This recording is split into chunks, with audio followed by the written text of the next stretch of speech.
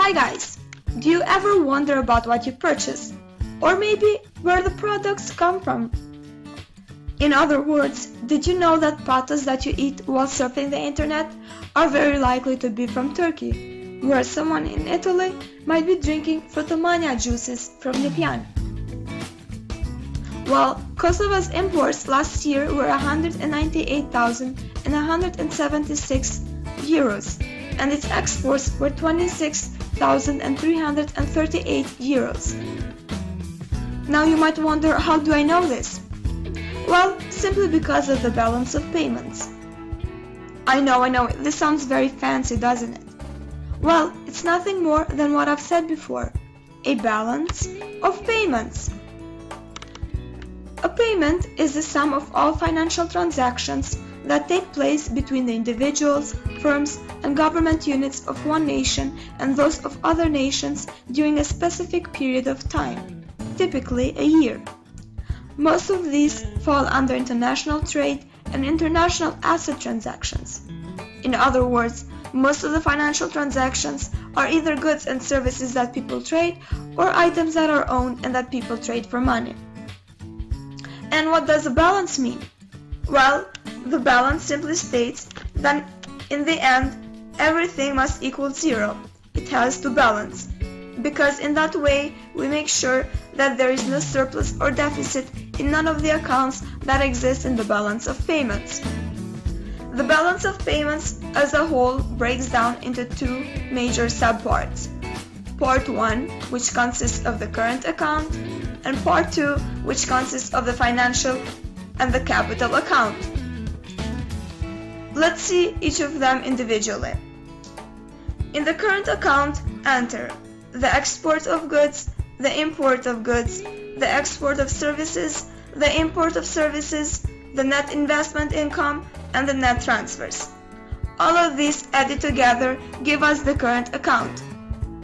However, while putting them together, we do not simply add them up. That's why, because imports are called debit. They have a minus sign since they cause flows of money out of the respective state. Whereas exports, they have a plus sign because they generate money towards the respective state. They are called credit. A country's balance of goods is the difference between its exports and imports of goods. The same applies to the export and import of services. All of these added together give us the balance on goods and services. However, they do not always add up.